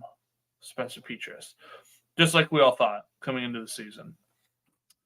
Then we got Joey Aguilar, App State. He leads the G. This is probably the most sneaky one on the 2020 list. Number 6. We've always said Aguilar just like he doesn't do anything like spectacular. He's just fine all over. He leads the G5 in attempts per game with 42. He leads the G5 in turnover-worthy plays with 16. Jake Garcia finally not so number 1 on this list. But so yeah, he is tied with Jake Garcia. Caden Simonza, Ball State. He is the last of the 2020 guys in passing yards per game with 229. He's second to last of the 2020 guys in time to throw with 2.31 seconds. And he's also last of these 2020 guys in big time throws. But he's thrown for a fair amount of yardage there with that 229, keeping the ball and scoring touchdowns. Number 8, Mikey Keene, Fresno State, second to last of the 2020 guys in rushing attempts with 1.8 per game. Christian Vayer, Georgia State, last of the 2020 guys in rushing attempts with 1.6, just a little bit under Mikey Keene. He has the least amount of time to throw of the 2020 guys with 2.31 seconds, and he's tied for last of the 2020 guys in turnover-worthy plays with 7. There's a couple of them there with 7. Braden Shager, Hawaii, he has the most time to throw of the 2020 guys with 2.9 seconds, the most pressures per game in the G5 with 16.8 per game. Nicholas Vadiato, Middle Tennessee, tied for last of the 2020 guys with 7 passing touchdowns. Brett Gabbert, Miami of Ohio, he's last of the 2020 guys in attempts per game with 32. He's also last of the 2020 guys in completions per game with 17.8. However, he's second amongst the 2020 guys in average depth of target, or ADOT, with 11.1. And Emmett Brown, if he doesn't get the start, if he doesn't play a majority of the game, if he doesn't play for more than a half, I'm probably going to omit him next week. He was at number 2 last week, and just kind of what's going on, that fluctuation, I've dropped him down here. But Emmett Brown of San Jose State, third in the G5 in passing touchdowns with 16. and like he might not play. It's wild. First of the 2020 guys in ADOT with 12.6. Running backs, just like the 2020 for quarterbacks, we've got criteria 2020. So they're top 20 in total touches, that's rushing attempts and receiving or receptions, and then top 20 in total yards. 2020 guys. Here we go. Ashton Genty, Boise State, most yards per game in the G5 with 213.5. Tied for last of the 2020 guys in receptions per game with 1.3. I think I said 1.5 earlier. 1.3. He's first in touchdowns in the G5 with 17. And he's left a lot of touchdowns on the table. Like, he could have a lot more touchdowns. And he hasn't always been playing full games either. Number 2, Marquez Cooper, San Diego State, most touches per game in the G5 with 26.8 per game. Third in yards per game in the G5 with 121.3. Braden Sloan, Ball State, he is the last of the 2020 guys in rushing yards per game with 69.6 yards. He's 6th, however, in the G5 in receptions per game with 3.1, tied for last of the 2020 guys in forced missed tackles with 14. Braden Sloan doing a lot more out of the receiving, and he's kind of like this hybrid mix. He can kind of give you both. Mekhi Hughes, Tulane, 3rd in the G5 in rushing attempts per game with 18. He's 4th in the G5 in rushing yardage per game, right at the century mark, 100. Ontario Brown, if he continues to miss games, I will probably also omit him going forward. But Ontario Brown, NIU, 4th in yards per game in the G5 with 121, tied for last of the 2020 guys in touchdowns with 2. Dean Connors, Rice, last of the 2020 guys in touches per game with 16.2. However, he is first in the G5 in receptions per game with 5.6. Second in the G5 in receiving yards per game with 41.3. So him and Braden Sloan, kind of the same type. Mario Anderson, Memphis, he's getting the least amount of rushing attempts of these 2020 guys with 13.6. However, he's second in the G5 in receptions per game with 4.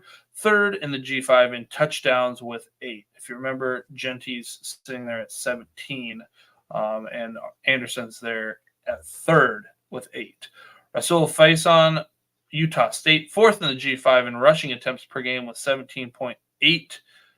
Quentin Cooley, Liberty, 3rd in the G5 in rushing yards per game with 109, but he is giving you 0 in the receiving game, averaging, let me do the math, 0 yards per game for the Flames. Anthony Tyus, Ohio, 7th in the G5 in rushing yards per game with 95.8. He's tied for last of these 2020 guys in receptions per game with 1.3. Making his debut on the 2020 list is our freshman of the week, Ahmad Hardy, Louisiana. He's got the least amount of yards of these 2020 guys with 93.5. He is second in the G5 in missed tackles, 4th with 44. So he's making his way up there. I'm not sure if he's going to catch Ashton Genty. I have to look up where Ashton is real quick. Give me a quick second. Filibuster. Hardy is playing great for a true freshman. Especially someone like you didn't necessarily expect to carry the load. I think before the season we would have told you it was Hunter Smith and Azario Smith, but Ahmad Hardy kind of busted out week 1, and like you always say, Luke, you can't put the toothpaste back in the tube, baby. Yeah. So Ashton Genty missed tackles 4th, 54. Ahmad Hardy at 44. So hard to catch, but doing great. Avery Morrow also makes the list this week. First time on the list. Colorado State, 6th in the G5 in rushing yards per game with 96.6. However, he's tied for the last of the 2020 guys in forced missed tackles with 14. Ismail Mahdi, Texas State, he's tied for the last of the 2020 guys in touchdowns with 2. He's just they share the ball a lot. Yeah, he's just been used kind of between the 20s. Very effective. Friend of the podcast, we had him on in the wintertime. We're all about Ismail Mahdi, but yeah, on the list here. But I mean, top 13 in the G5, not bad. let's move over to the wide receivers. Wide receivers here, I want to mention Nash, Ashlock, Royals, Robinson, and Wysong, all with double-digit targets per game. All guys that we're going to cover here are averaging 75-plus yards per game. So pretty good group here. Nick Nash, San Jose State, he is the only guy in the G5 averaging double-digit receptions per game to go along with those targets per game. He's averaging 10.3 receptions per game, most yards per game in the G5 with 134.3, most touchdowns in the G5 with 10. Just going to mention for the receivers, it's top 20 in targets and top 20 in receiving yards in the G5. And thanks for saving me. I did great for the first two. Drop the ball. I would not make a good wide receiver as I drop the ball here. But yeah, those top 20s, they have to meet both criteria to make this list. Jalen Royals, Utah State. He's second in the G5 in receptions per game with 7.3. Second in the G5 in yards per game with 108.5. Ophelia Ashlock, Hawaii, tied for third in the G5 in receptions per game with 7.2. He's last amongst this group in the 2020 guys in yards per game with 77.16. Second to last of this group in touchdowns with 4. Tied for last of the 2020 guys in yak per reception of 3.8. So great if you play fantasy football stuff. He's a great floor guy. He's going to get you to PPR points. Caden Robinson, again, App State is kind of weird because we kind of thought they would be just blowing teams out. We thought that this team could represent the G5 in the playoffs, but Caden Robinson just doesn't have the touchdowns. He's third to last in the 2020 guys in yak per reception with 3.9, but he's up like I said, like all of these guys are getting double-digit targets and they're getting more than 75 yards per game. Like he is killing it, and he's a top 5, technically I guess top 4 wide receiver in the G5. Once touchdown, I'm like it's just like the floodgates are going to open. The App State offensive line is not good, and the App State defense is not good, and that's not a good recipe to win games. Then we got Luke Wysong there at number 5. He just does like everything pretty good for New Mexico. There's nothing that like when you look through the stats that he's at the top of the list for. There's nothing he's at the bottom of the list for. He's just like working and grooving right in the middle. Luke Wysong there at number 5. Number 6, bumped him up a little bit. Ricky White, UNLV. Ever since they made the switch to Williams there at quarterback, he's been lighting it up. He's second in the G5 in touchdowns with 8. I don't know how many he had prior to his arrival. It was not very a lot. Dante Wright, Temple, tied for third in the G5 in receptions per game with 7.2. He's second to last of these 2020 guys in touchdowns with 4, and he's last of the 2020 guys in ADOT with 8.1. Camden Benjamin comes in at number 8. And for Tulsa, second to last of the 2020 guys in yards per game with 78.5. Corey Rucker, Arkansas State, third to last of the 2020 guys in yards per game with 78.8. We've got Krishan, Big Play, McCray, Kent State tied for third in the G5 in touchdowns with 7. A lot of that coming here lately. He's second in these 2020 guys in ADOT average depth of target with 15.5 yards. Jamal Pritchett coming in at number 11, South Alabama, third of these 2020 guys in yak per reception or yards after the catch with 7.8 yards.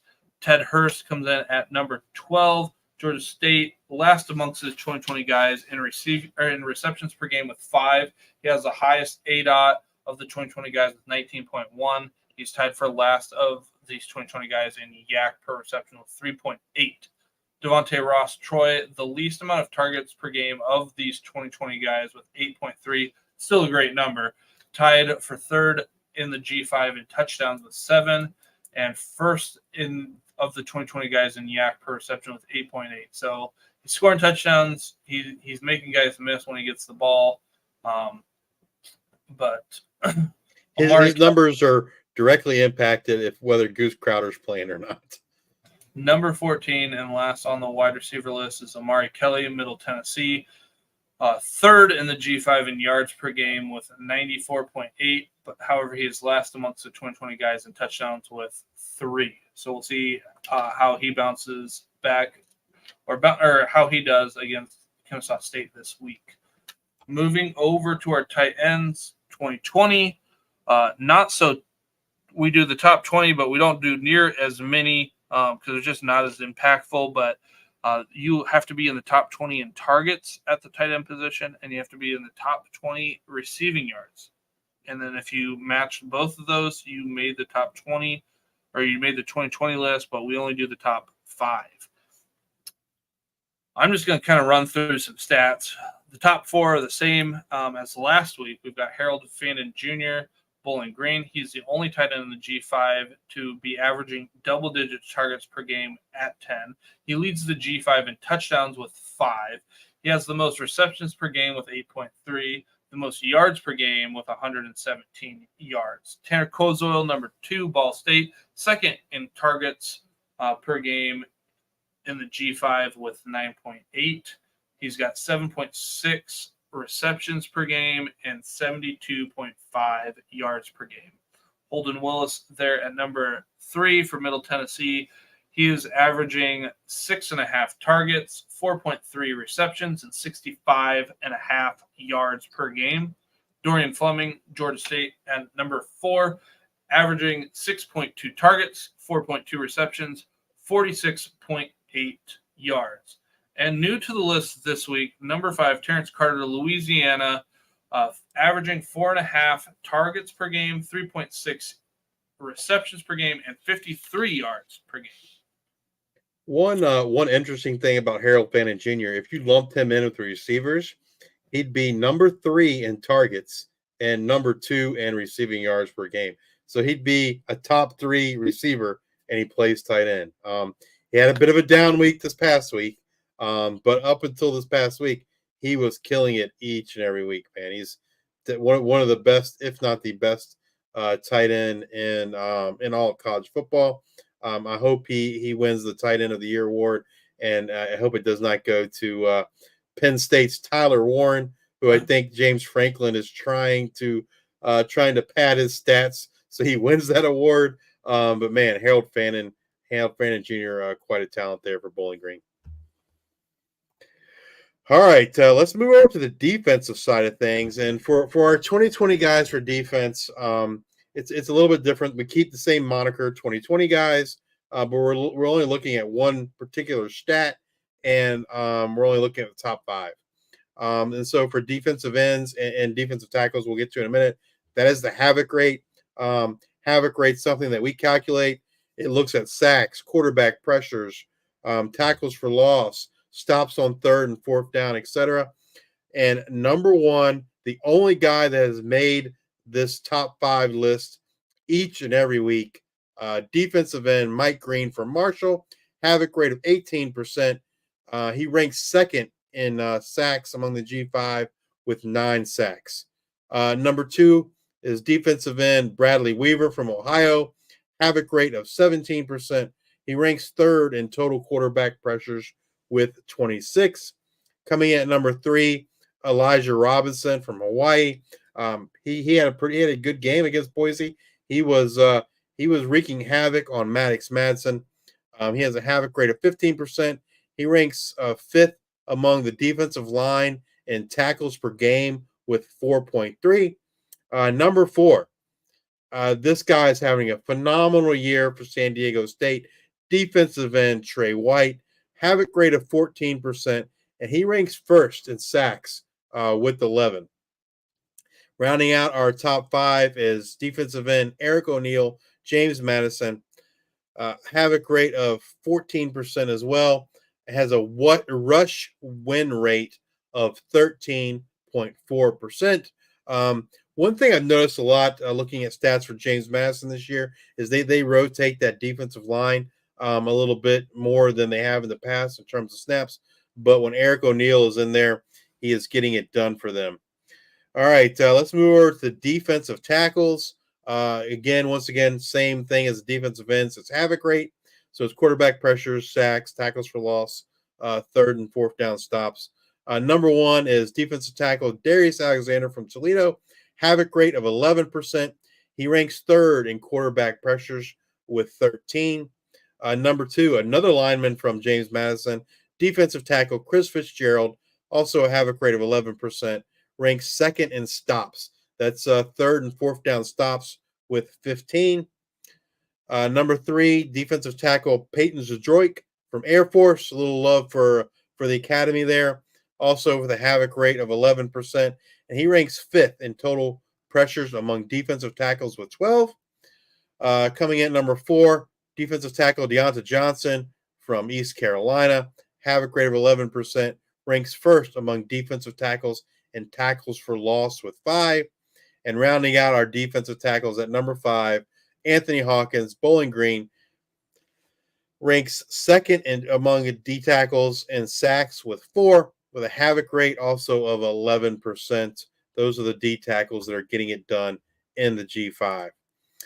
Moving over to linebackers, we do have a newcomer this week, and we have 2 sets of teammates, which I just think is freaking pretty impressive.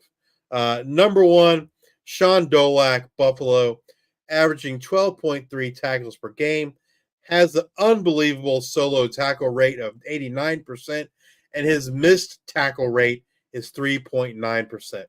He is just a tackling machine, and we've seen him get it done in coverage too. We saw him with a big interception, I believe, in that game against Northern Illinois to send that game to overtime and get that win. Number two, my player of the week, Travion Barnes, Florida International, averaging 10.8 tackles per game, and he has 8 total quarterback pressures on the season. So not only is he getting tackles, he's also getting pressure on the opposing team's quarterback. Number three, Colin Ramos, Navy. Some more love for our academies. Colin is averaging 10.8 tackles per game. He has 8 total quarterback pressures on the season. Coming in at number 4, Sean Dolak's teammate, Red Murdoch, averaging 10.2 tackles per game, and he ranks third among linebackers in sacks with 3. And then rounding out our top 5, Colin Ramos's teammate, first time on the list, Kyle Jacob from Navy, averaging 9.2 tackles per game, and he also has a very low missed tackle rate of 6.1%. Those are your tackling machines from the G5. All right, let's move over to defensive backs. We're going to start with cornerbacks, and the cornerbacks and safeties are both ranked by adjusted net yards per coverage snap. It's a calculation that uses, what happens when they're targeted. How does the receiver do? It also subtracts things such as interceptions and interception return yards and pass breakups. So these are the guys that are getting it done in terms of coverage. Number 1, another JMU guy, Terrence Spence, adjusted net yards against of negative 0.12. To give you guys some perspective, like you look at the top guys in the NFL, their numbers like 3 or slightly less than 3. And Terrence Spencer has a negative number there with negative 0.12. He is ranked first in interceptions among cornerbacks with 4. Number 2, we talked about him a lot. Matthew McDoom, Coastal Carolina. McDoom Island, as Coach called it when we previewed Coastal Carolina. Adjusted net yards against of 0.01. And he has a quarterback rating against of 12.10. He's truly living up to the McDoom Island moniker. Number 3, Torrey Richardson from Temple. Adjusted net yards against also of 0.01. And he has a quarterback rating against of 21.7. Coming in at number 4, Dante Joyner from Arkansas State. Adjusted net yards against of 0.09. And he ranks 5th in interceptions among cornerbacks with 2. And rounding out our top 5, Cam Lockridge, Fresno State. Adjusted net yards against of 0.18. and he ranks 3rd in pass breakups with 6. Moving over to the safeties, again, same criteria, adjusted net yards against per coverage snap. Number 1 is safety Jerron Manning from Old Dominion. He is number 1 in all of college football in the adjusted net yards against. He has an adjusted net yards against of negative 0.73. He ranks 2nd in interceptions, and not only can he cover, he gets it done in run support as well, averaging 6.33 tackles per game. I get to see this guy play each and every week. He is a phenomenal talent. I'm very glad Old Dominion got him. I just hope Old Dominion is able to hold on to him because, man, he is a player. Coming in at number 2, safety Tyrone Lewis Jr. from Louisiana, adjusted net yards against of negative 0.41 and has a quarterback rating against of 1.20.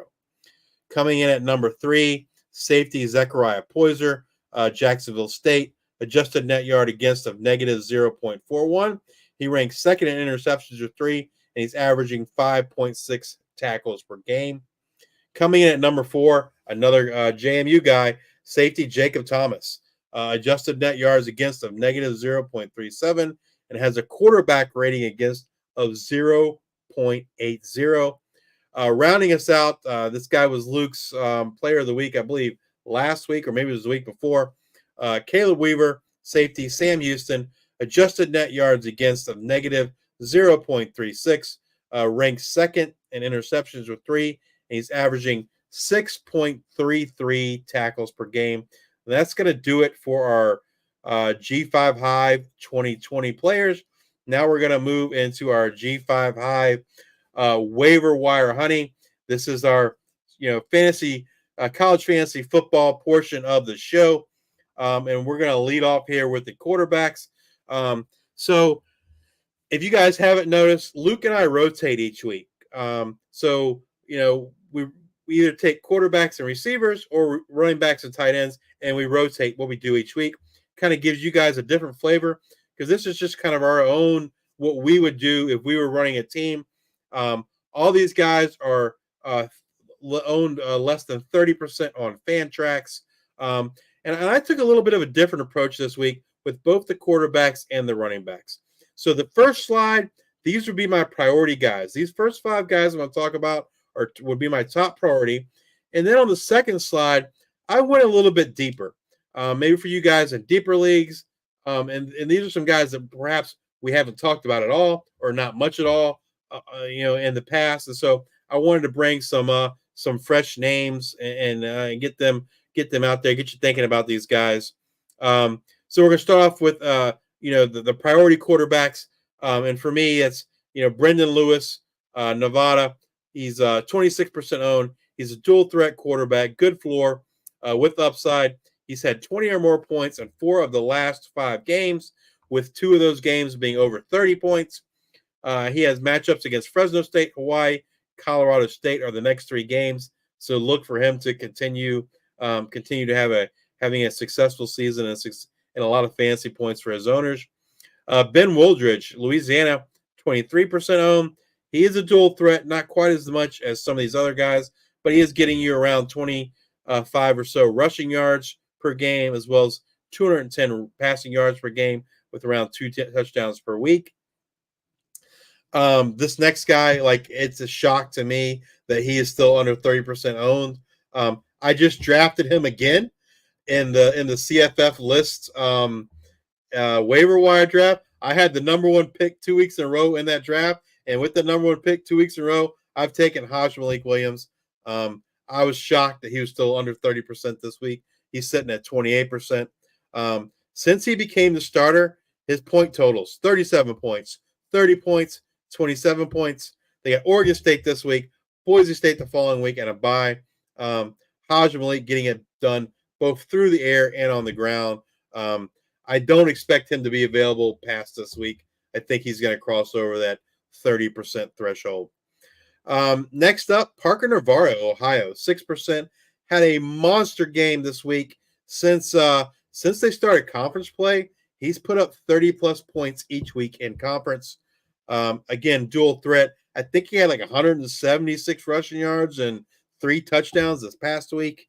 They got Miami of Ohio this week. Then they play Buffalo, and then he's on a bye. Again, can't wait to see what he can do when Maxion comes around. And then the last guy, I feel like, priority ad, Spencer Petras, Utah State, only owned 6%, 27 and 23 points in the last 2 weeks. He's got New Mexico this week. Look for, 70, I think what we said, 78 and a half, 79 and a half. I don't remember now what the over-under was, but that looks like lots of points for Spencer Petras and Jalen Royals. After New Mexico, they have Wyoming, and then they have a bye. He does not have the rushing upside or any rushing ability like compared to these other 4, but he's got an astronomical passing upside, especially this week against New Mexico. All right, these next 5 quarterbacks are folks that we haven't really talked about a lot in terms of waiver ads. First is Colton Joseph, Old Dominion, another dual threat guy, only 1% owned. He has over 60 rushing yards in the last 3 games, and then they got some shootout potential games coming up. They play Texas State this week. They're going to have to score to keep up with Texas State. After Texas State, they have Georgia Southern and then App State. I will tell you, as the Old Dominion fan, I don't believe that they can hand the job back to Grant Wilson. Colton Joseph is night and day difference. His arm strength is way better than Grant Wilson. He looks like a better runner. He's more decisive, quicker to make a decision. If there is a downside to him, he has a little bit of a gunslinger in him. But you got to take the good with the bad. He's also young, so he's going to make mistakes. But man, this kid looks like the real deal. And I don't think Grant Wilson is going to get that job back when he does get healthy. Next up, Caden Veltkamp, Western Kentucky, 28% owned, more than 20 points in 3 of 4 games, and one of those he had 40 points. They play Sam Houston, then have a bye, and they have Kennesaw State. Again, I think maybe some folks are worried about when does TJ Finley come back. I don't see how they give this job back to TJ Finley. Caden Veltkamp has looked way better than Finley looked. And I think it's going to be Caden Veltkamp's job moving forward. Next, Luke's favorite, Hunter Watson, Sam Houston. Ryan, if you're still listening, some love for Hunter Watson there at Sam Houston. Only 7% owned. He is a dual threat as well. 2 games with 100-plus rushing yards in the last 4 games. And then they have Western Kentucky, Florida National, Louisiana Tech. It looks like more rushing yards there for Hunter Watson and more deep balls to Quavez Humphreys if based on that schedule. Next, Darian Mensah, Tulane, 12% owned. He's just a good floor guy. He's super accurate. They do pull him. They tend to pull him when they need to rush the ball, but he can rush. He's not super mobile, but he can. He's not a statue either. He has 2 300-yard games in the last 5 games. They play Rice, North Texas, and Charlotte coming up. And then this last guy, man, I mentioned him earlier when we talked about Louisiana Tech, busted onto the scene this past week. Evan Bullock, Louisiana Tech, 0% owned. He got his first start 2 weeks ago versus FIU. And then this past week, he had 36.5 points, 290 yards, and 5 touchdowns. Again, he's a young guy. He's a redshirt freshman. I think if he can come and play good this week against New Mexico State, he can take that job by the horns, and who knows in that Sonny Cumbie offense. But they played New Mexico State, UTEP, and Sam Houston. Good schedule coming up. Evan Bullock's kind of a in your deeper league, someone I would be looking at to add to my rosters. All right, let's move over to the running backs. Luke, what you got? All right, I was not so nice as Justice putting him into 5 and 5, and you were very, very pretty with it, Justice. I got you 10 of them, so Running backs is tough. Starting off here with top 25 Army running back Kanye Udo. Army 29% owned. He's had opportunities the last 3 weeks of 14, 7, 17. Fantasy points wise, that's 18.8, 27, 15.7. He's had 128, 140, and 97 yards the last 3 weeks. That's right. 140 yards on 7 opportunities. They've got ECU this week. I like for Kanye Udo to punch one in. And I don't know if he's going to be on this list next week. This is sitting there at 29%. Rasul Faison, Utah State. He's a part of that 2020 group, 18% owned. If you want to listen to what I had to say about him, you can go back to that 2020 group. Running back, this one might be the hot pickup of the week for me is Elijah Gilliam, Fresno State. He's 2% owned. Stroud's been banged up. In those weeks that he's been banged up, he's got 22.8 points this last week, 120 yards, 1 touchdown, 4 receptions.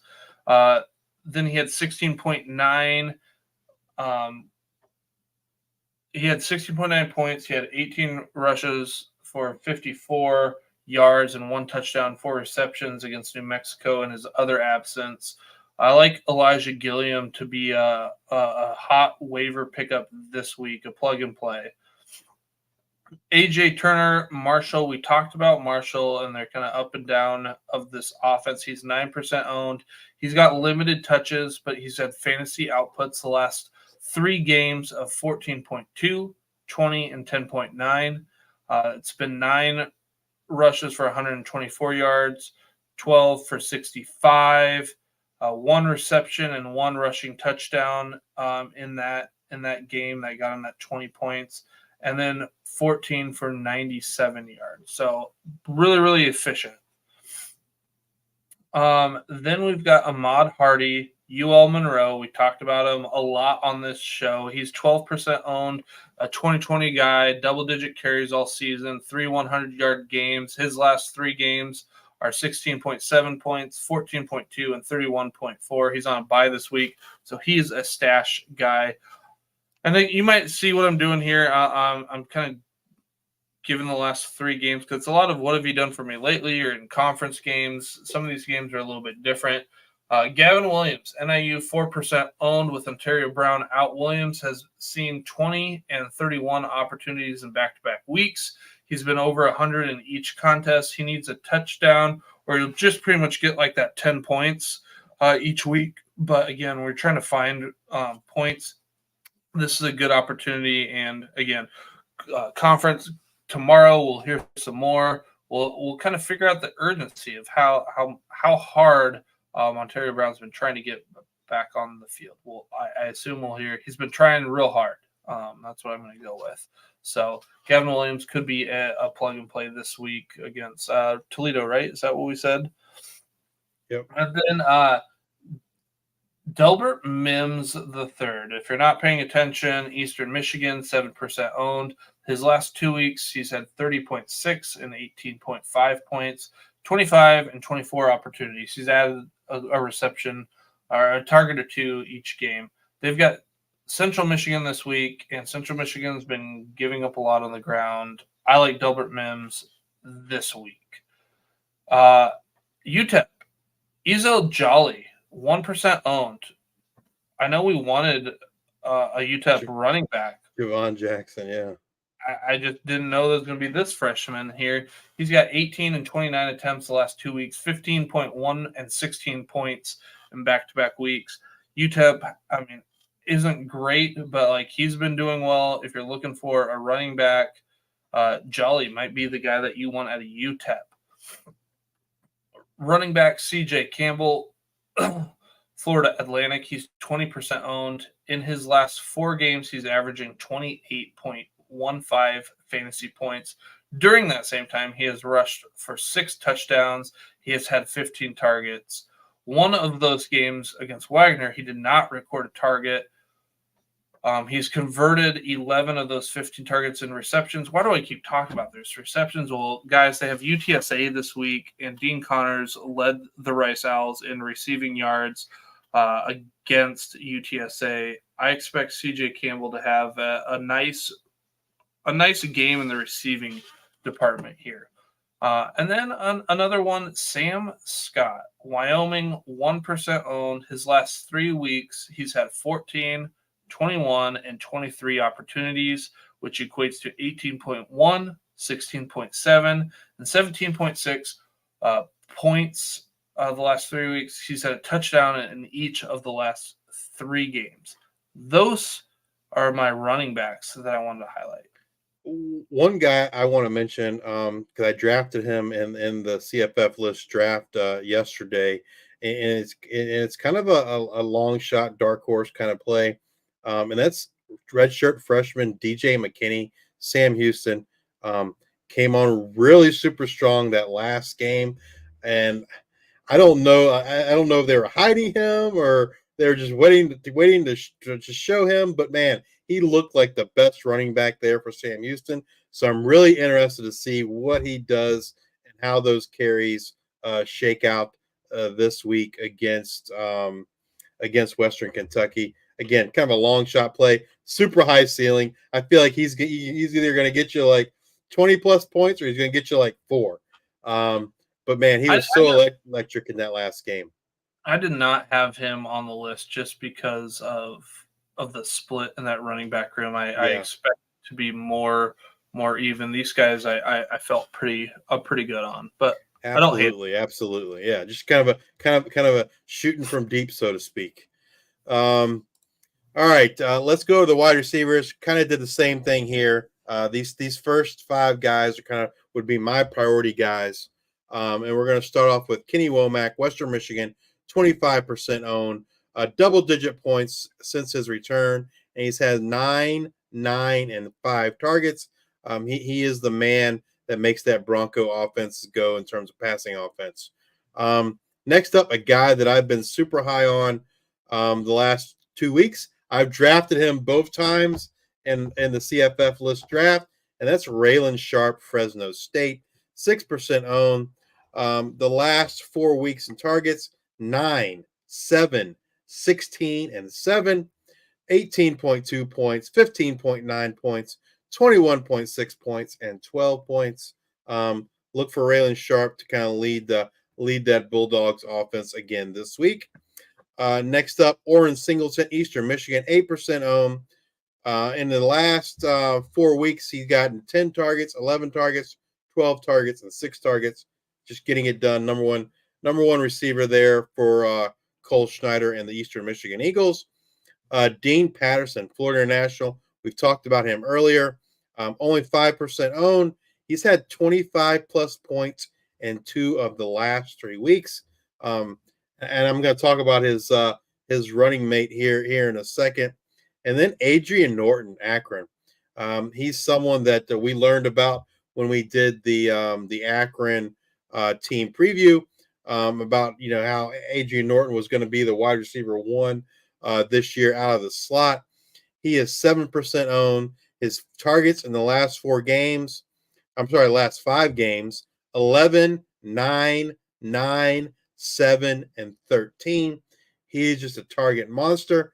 And I don't know if you've noticed this, Luke, but there seems to be a common theme here, especially when we talk about the waivers, and that's guys in the MAC. When they get to MAC conference play, the MAC plays a tough out-of-conference schedule.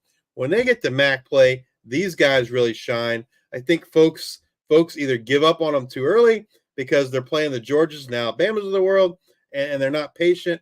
And so, that's just kind of a lesson. Like when you draft a MAC guy, you need to understand that you're drafting them for conference play. So don't give up on them too early. Adrian Norton, Ben Finley's favorite target there for the Zips.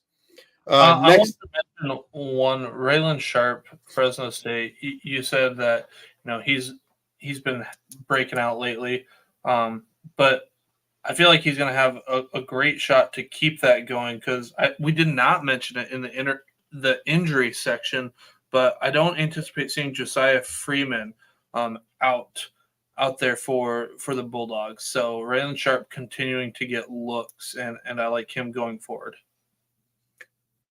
All right, my next 5 receivers, and I messed up a graphic. I see it right away. Luke Floria, He's not at Western Michigan. He is at Kent State. He's 15% owned, 11 targets this week, 25 points. And the passing game is super concentrated between Luke Floria and Krishan Big Play McCray.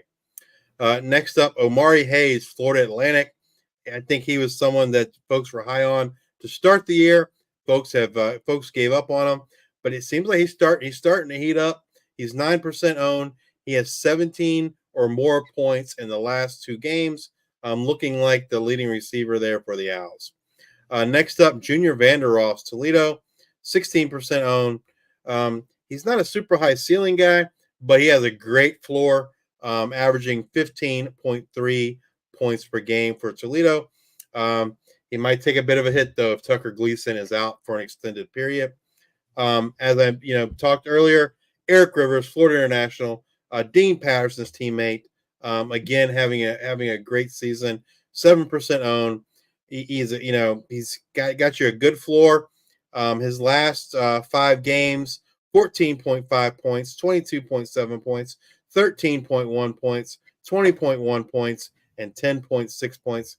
Him and Dean Patterson leading that Panthers offense, catching the balls from Keon Jenkins. And rounding out the receivers, Jaden Williams from Texas State, 23% owned. Texas State receivers can be a bit up and down. It's like, who is the flavor of the week, so to speak? I would say next to Joey Hobart, Jaden Williams has been the most consistent. He's got 11.5, 18.3, 23.3, and 23.5 points in the last 4 games. And that's going to do it for the waiver wire wide receivers. Next up, tight ends. What you got, Luke? All right, tight ends. All of these guys, so I try to be real selective here. All of these guys are getting 3+ receptions and 40+ yards weekly average on the season. So they're getting you at least 7 points. So you got Dorian Fleming, Georgia State, 23% owned. He is the 2020 guy. He's getting you 6 targets, 4 receptions, 46 yards a game. You got John Michael Gillenborg, Wyoming, 20% owned, 110.6. Why did I put that? I don't think that's right. 10.6, 11, and 8.8 points the last 3 weeks. He's had targets of 7, 5, and 8. He's had receptions 5, 4, and 4. Receiving yards has been 56, 70, and 48. So, man, if he could have got you 110.6 points, that would have been amazing. But like I said, 10.6. Maybe he's going to do it this week. They play San Jose State, I think, right? So maybe it'll be a shootout. So, yeah, 10.6, 11, 8.8 the last 3 weeks. Kind of started off, he had I think it was a knee injury or leg injury, whatever it was, kept him out for a little bit, but he's starting to heat up here. Terrence Carter, Louisiana, 9% owned.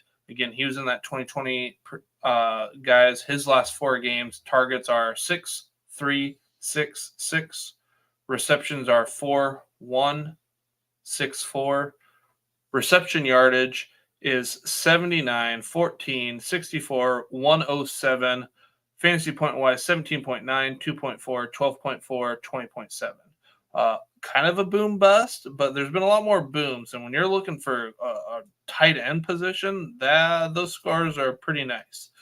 Tyler Thompson, he was on the 2020 list last week, but Terrence Carter replaced him this week. Taylor Thompson out of James Madison, 14% owned. His last 4 games, targets 4, 7, 9, 3. Receptions are 2, 5, 5, 2. Yardage is 26, 91, 59, 58. Point-wise, you got 10.6, 20.1, 10.9, 13.8. He's got a touchdown in 3 of his last 4 games. So all solid there. Like, honestly, like this waiver wire for tight ends, I'm like, wow, that's a pretty nice. Those are pretty nice stats there. And then 2 guys who don't fit, like what I said earlier, of getting you 3+ receptions and 40+ yards per week. Anthony Torres, Toledo, 21% owned. He scored a touchdown in 3 of his last 4 weeks. He's leading the G5 with Harold Fanon with 5 touchdowns from the tight end position. And then while he's hurt, you got Jacob Newell out of Akron, 16% owned. He's got 5 targets, 4 receptions, and 30 yards per game. So those guys don't fit, but they're good dart throws to get you a touchdown. Again, Jacob Newell hurt, but a good name to know nonetheless. So that is going to do it for us this week. We've got come back and join us next week as we discuss what happened in Week 8, as well as look forward to Week 9 of the 2024 season, as well as bring you up to date on all the latest news and happenings in the world of G5 college football. If you're watching us on YouTube, please hit that like and subscribe button. If you're watching us on X, please give us a retweet, a like, and a follow. And if you're listening to us on Apple Podcasts or Spotify, please subscribe. Leave those 5-star rating and reviews. Thank you all for your support. And until the next time, we are the G5 Hive. Let's go!